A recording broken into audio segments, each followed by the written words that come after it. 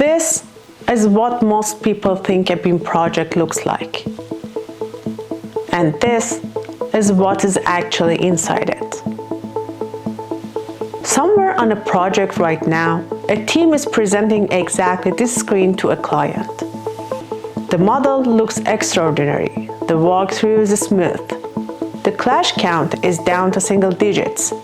And nobody in that room is asking what happens when someone clicks on an element and reads what it knows.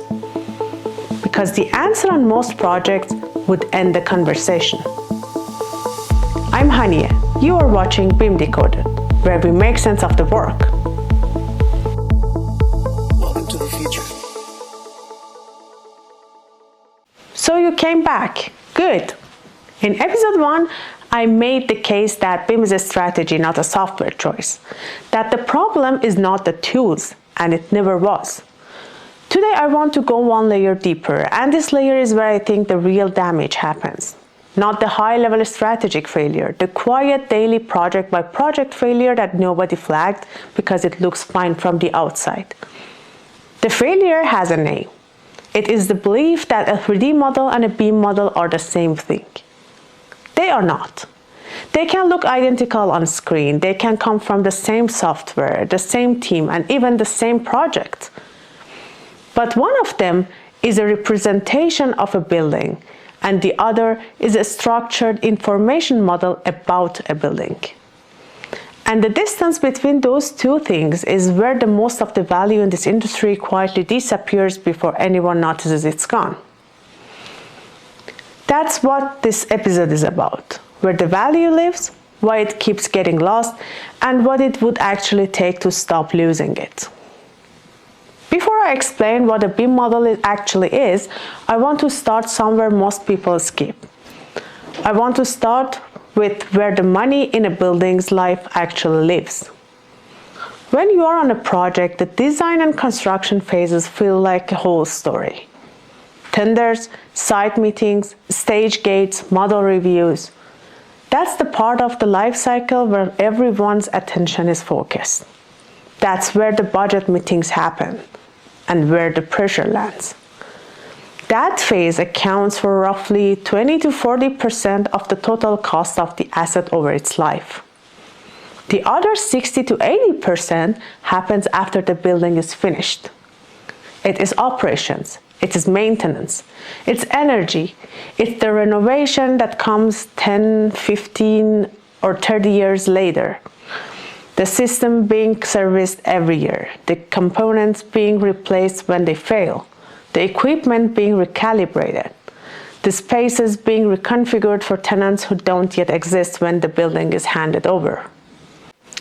80% of the total life cycle cost lives in the operational phase, and every decision made in design and construction, every detail captured or skipped, every data field filled in or left blank sets the cost trajectory for that 80%. That single fact reframes everything we are about to talk about, because the information you produce on a project is not just a deliverable to close out the design contract. It is the foundation that the next 80% of that asset's life runs on. Most projects deliver geometry, but operations needs information, and those are not the same deliverable. Let me make this concrete. I want you to think about a wall in a model, not a complex wall, a normal interior partition on a normal commercial project, the kind that exists in the hundreds on any given building floor plan. Open that wall's properties in a standard 3D model. What does it know? It probably knows its type, its length, its height. It knows where it sits in the building. 4 field, maybe a few more depending on how the model was built. That is the geometry layer. It tells you what shape exists and where it is in space. Now think about what an operator needs to know about that same wall across the life of the building. They need to know its fire rating, because they need to know which penetrations are permitted and which ones require remediation. They need to know its acoustic performance, because when a tenant complains about noise transmission, the answer cannot be, "We're not sure what this wall was expected to do." They need to know its thermal R value because the energy modeling in operations depends on it. They need the manufacturer and product reference, because when a section of the wall needs to be replaced 15 years from now, the team rebuilding it needs to know what it originally was. They need the cost code, the install date, the warranty terms, the maintenance cycle, the embodied carbon figure, and they need to know which party is responsible for it at which stage of the asset's life. One of those, it's a representation of a wall, and the other is a structured information model about a wall. Both live in software that looks identical from outside. Both get presented to clients in the same meeting room with the same level of confidence. And somehow we accepted this as normal. The visual richness of a 3D model is the single most consistent way I see teams convince themselves and of course their clients that they are doing BIM. The walkthrough looks impressive. The sections cut beautifully. The clash report is down to manageable numbers. From every external signal, this project is doing BIM. Click on an element, read what it actually knows. That is the only test, and most models fail it. A real BIM project operates across 4 distinct layers. I want to walk through each of them because understanding where your project sits on this stack is the most honest audit you can do. The bottom layer is geometry, shape and location, the 3-dimensional representation of a building and its element. This is the layer most teams have down. The models are coordinated, the clashes are managed, and the dimensions are accurate. Getting the geometry right is genuinely difficult and important, but it is just the floor, not the ceiling. And this is not where most projects fail. The second layer is information. This is the structured data attached to each element in the model. The properties that make an object more than a shape. Material, performance, supplier, cost code, install date, maintenance cycle. In ISO 19650 terms, the information requirements for a project are defined in a set of documents your team should be able to name and locate. The project information requirements, the PIR, captures what the owner and operator needs to make decisions about the asset across its life cycle. The asset information requirements, or the AIR, captures what it needed to run and maintain the building in operations. The exchange information requirements, or the EIR, captures what each project participant is responsible for delivering, when they need to deliver it, and in what format. If your project has not produced at least these 3 documents, your team is guessing what to fill in. And data that was filled in by guessing usually has to be redone before handover at significant cost. The third layer is process. Information on a project is not a single deliverable that exists at the end. It's a continuous flow. Every data point has a moment at which it should first exist, a person responsible for creating it, a person responsible for checking it, and the downstream user who depends on receiving it correctly. When that flow is not planned and governed, you get teams modeling at different level of detail, using different naming conventions, working in different coordinate systems with different assumptions about what the model is ultimately for. Each individual model can be technically excellent. The federated result is unusable. The fourth layer is exchange. Information has to travel from designer to contractor, from contractor to operator, across decades, across software version changes, across company restructures. This is the purpose of open standards like IFC and COBie. This is what ISO 19650 Part 4 specifically governs, and this is the layer most 3D models don't survive. By the time the operator receives the model at project closeout, the geometry has arrived, the information layer has not.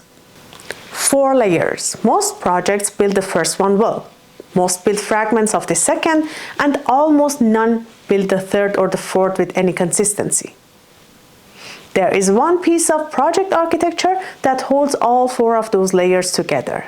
And many teams working in BIM today have heard the term without ever seeing it set up properly. It is called the Common Data Environment, the CDE. A CDE is a single governed location where every piece of project information lives. Drawings, models, specifications, change orders, RFIs, decisions, all of it. Not in someone's email, not in a shared folder that 3 different people have set up in 3 different places because nobody agreed on a structure at the start, not in a cloud drive where file lives next to their previous version with names like final, final version 2, and final actual. A properly set up CDE is one defined location with version control, with permission management, with an audit trail, and with explicit workflow gate for when information moves from internal draft to shared review, to published, and to approved. It is the infrastructure that makes the information layer governable. Without it, you have no single source of truth. You have a collection of competing truths, and every project conversation starts with the same question: which version we are looking at?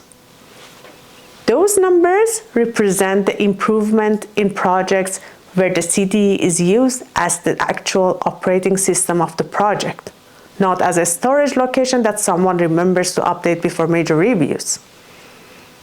20% shorter duration, 30% lower cost. That's the return on the discipline of having one place where the truth lives. When the CDE is missing, every other layer of the BIM framework is harder to maintain. Information without a governed home cannot be trusted. Information that cannot be trusted gets recreated from the scratch every time someone needs to rely on it. And the cost of that recreation is invisible in the project budget. It's buried in overtime, in meetings, in coordination delays, in the cumulative exhaustion of teams who spend half their time verifying what should already be known.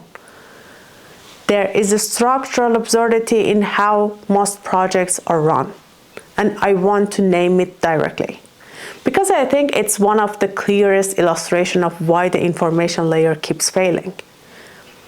The person who will operate this building for the next 40 years is almost never in the room when the building is being designed. 8 out of 10 facility managers say they are not in the design conversation. That's the same group of people who will run every system in the building, who will hold the maintenance budget, who will answer the call when something breaks, who will live with every decision in design process, every data gap, every piece of information that wasn't captured because nobody thought to ask what the operator would eventually need. The people best positioned to define what information the asset needs in operation are the people most systematically excluded from the conversation that determines what information gets created. This is not a technology problem, this is a process problem. And it's one of the most straightforward things to fix on any project, because it doesn't need a new tool or a new standards. It just requires an invitation.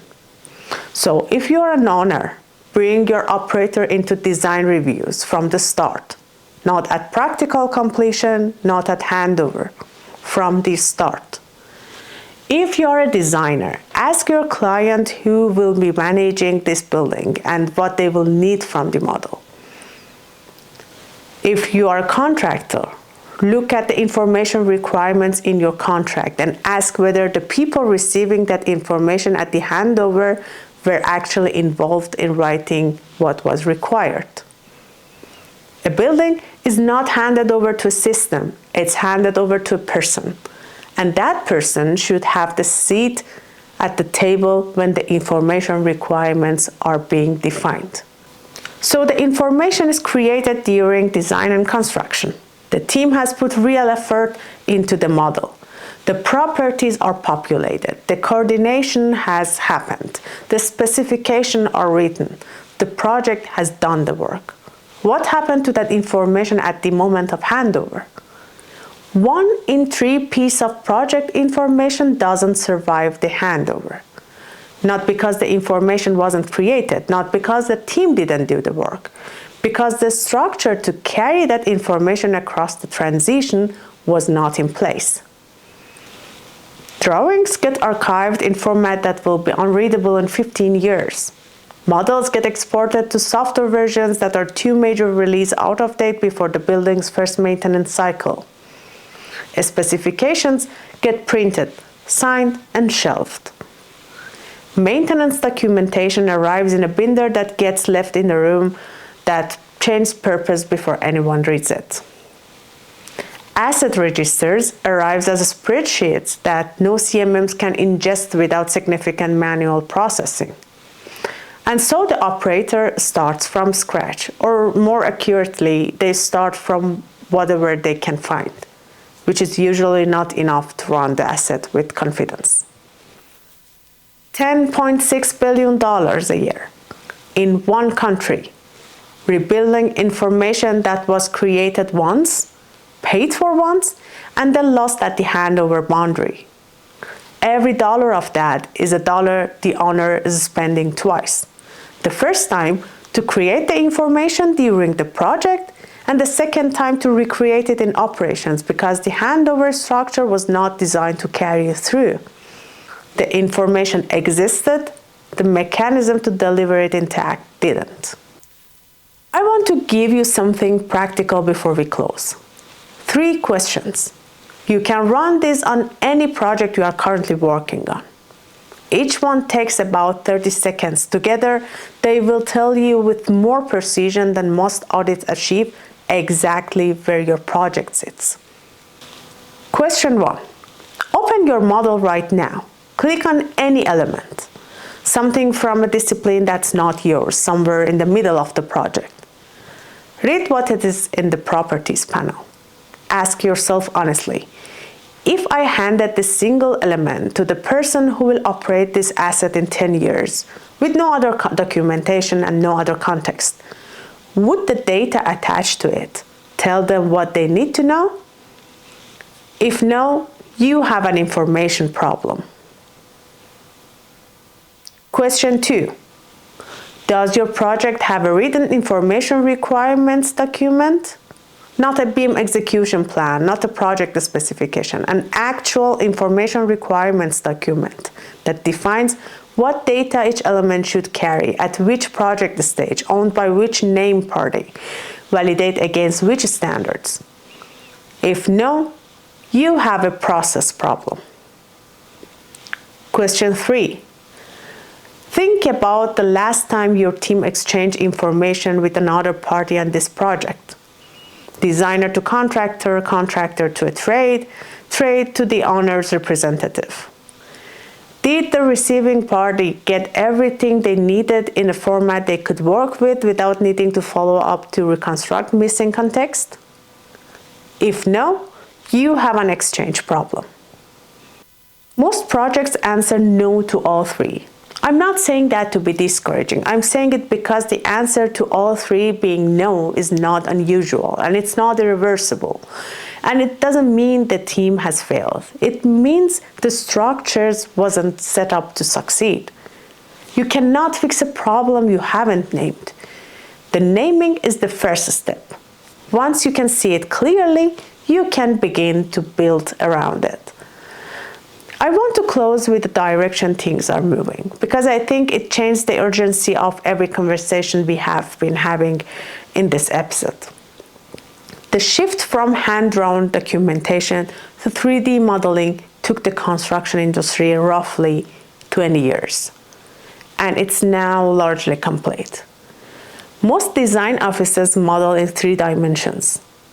That argument is settled, and 3D as a delivery format has won. Right now, the industry is shifting from model-based delivery to information-based delivery, and that shift has just begun. When a government writes BIM into the contract for the publicly funded project, they are not asking for a 3D model. Governments have had 3D models for about 15 years. What they are now requiring explicitly in law and in contract is structured, standard-aligned, machine-readable, life-cycle-aware information. The kind of information that survives the project, the kind that supports the operation of the asset for its full service life.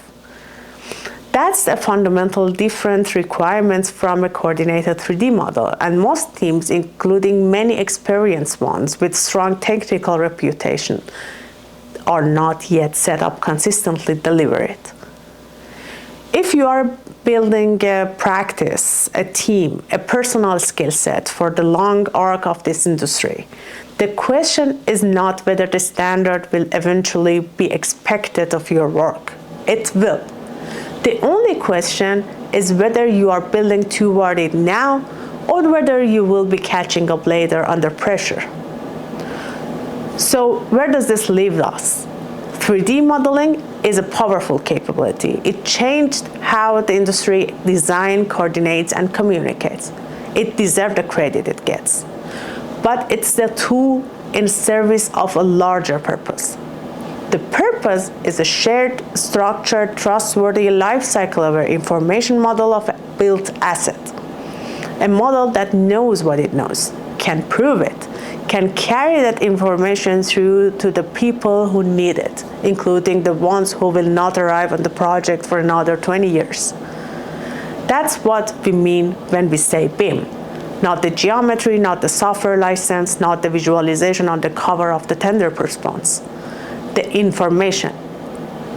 It is such a simple thing to say and so difficult to actually build. In episode 3, we follow the money. We are going to look at exactly where the budget goes on a real BIM project and at specific moments where the value leaks out before it reaches the people who paid for it. Once you can see that map, the decisions that seem expensive start to look very different. Until episode 3, and the next time you see a beautiful walkthrough in a meeting, you know what to look for. Thanks for being here.